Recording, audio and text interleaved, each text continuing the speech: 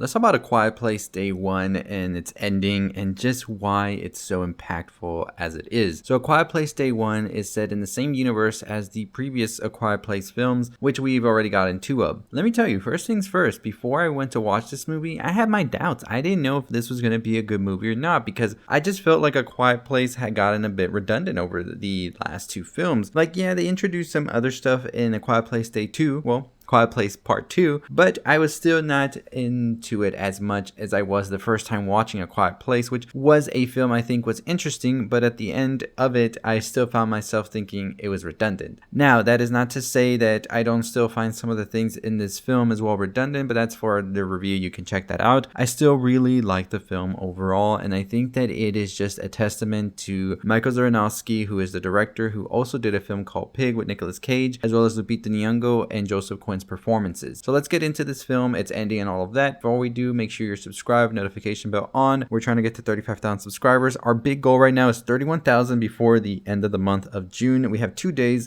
200 subscribers. Can we get there? Hopefully, but let's get into it. So in the film, A Quiet Place Day 1, we meet the world before it gets attacked by these aliens that come and just pretty much wreak havoc everywhere. So we first meet Lupita Nyong'o's character of Sam, who is a terminally ill cancer patient at a hospice in New York. One day, her and the group go out to New York City to watch a play, and she decides to come on forth because she wants to go to this pizza place she used to go to and get a slice of pizza. However, they see the play, and the play, kind of creepy, I'm not gonna lie. That balloon part made me jump for sure. That is one thing I will tell you. But basically what happens next is there's this attack that starts happening, asteroids falling from the sky, and it gave me War of the World vibes. I'm not gonna front. I was really imagining myself watching War of the Worlds all those years ago. I need to revisit that movie. It's been so long since I watched it. But we see this attack go, and everybody doesn't know how to act because at this point nobody knows that you have to be quiet. So everybody's just screaming. It's loud. It's amazing visuals and all of that. It's terrifying as well, and the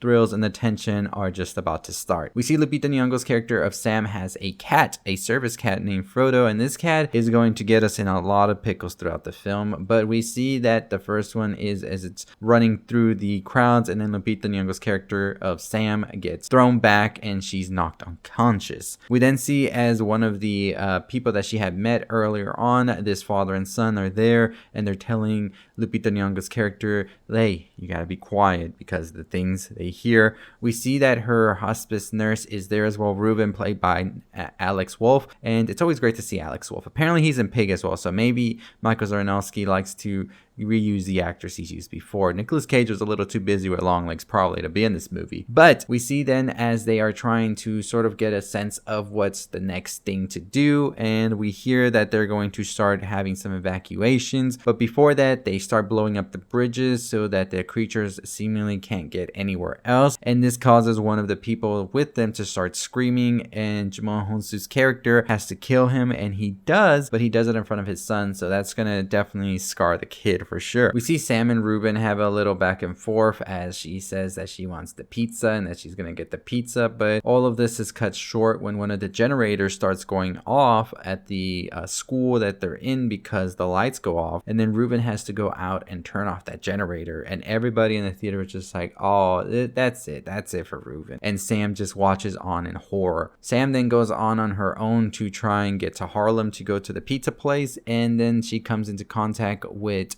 Joseph Quinn's character of Eric. This is after they call for the evacuation and tell everybody to come out, come to the ports. The boats are here to take you to safety because the creatures, they're not going to go into the water. The creatures can't really swim, I believe, and they are just not able to breathe underwater. They're kind of like a little bit primitive as well, because I'll get to that in a bit. But we see during this point that a stampede occurs, and we see that Sam and Frodo get separated, and Frodo finds Eric, who is played by Joseph Quinn, coming out of a subway station that has been submerged in water. Frodo then seemingly takes Eric to Sam, and Eric is just shell-shocked, so he's just following Sam around, and Sam tells him, hey, I'm not going to get to the boats. I'm going to go get this pizza. You should go to the boats if you want to survive. Eric doesn't seem to really understand what's going on. It seems that he's really going through it, so he decides to keep following Sam's character. Eventually, then they are targeted by these monsters, and they have to escape from this building where they get trapped in. And let me tell you, a revolving door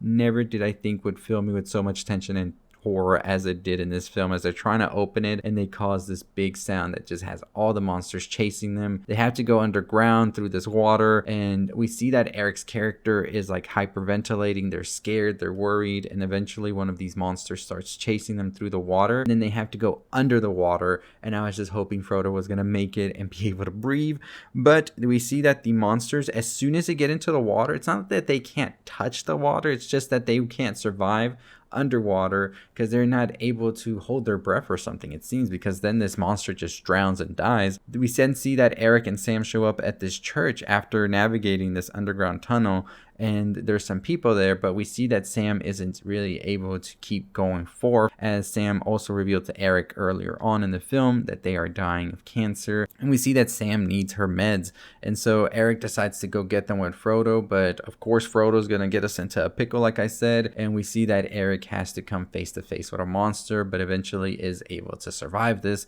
and get the meds back to Sam. Sam then tells Eric that he needs to escape. She's going to stay behind. She doesn't want to go forth. She wants to stay in the city that she loves. She wants to go visit the jazz club that she would go with her father, where he would play the piano and take that pizza slice and eat it, because that's something they would always do. Eric says, you know what? I'm going to help you do that, and we're going to fulfill this wish of yours. So they eventually do set out to the pizza place, but then find out it's burned down, which causes a lot of emotional distress to Sam, that this is the one thing she wanted to do. They, however, do find the jazz club is intact and they're able to go in there, and Eric finds another pizza place that isn't burned down and manages to get her some pizza. And then we see that Sam says, okay, you helped me with all of this, I'm gonna help you get out of this. The boats on the porch are now leaving, so Eric really doesn't have much time, so Sam decides that she's going to cause a lot of noise, chaos around, so the creatures follow her and leave Eric and Frodo to be able to get to the boat. We see this plan unfold, and then we see that Eric and Frodo are able to get on board these boats that are going to go to safety, as Sam stays behind and goes back to the jazz club. We then see as Sam decides it's time, and she's listening to Nina Simone as she's walking down the streets through her headphones, and she's doing this through one of those iPod radios, if you remember those. So when you unplug the headphones, the radio is just gonna blare the music. And we see that she decides to do that, and we see a creature pop up behind her as she smiles. Sam is able to fulfill her last wish that she always wanted to do before she passed away due to her illness, and we see that that's the reason that she unplugs the headphones from the radio, because the music will blare out and thus the creatures will come and kill her seemingly. So I thought it was such a great story about just living and just living life to the fullest no matter what's going on around you, because Sam doesn't let this apocalypse stop her from doing this one thing she just wanted to do before her life ended, which was go to the jazz club, go to get the pizza, and she wasn't living her life in fear, and in a way made Joseph Quinn's character of Eric realize this as well, with the note about him just living and to go forth with his life. And so I think what's interesting here as well is that this film sort of sets up to follow Djimon Hounsou's character, who of course, if you didn't know, was in A Quiet Place Part 2, as he is the leader of the island now, and that's something that we see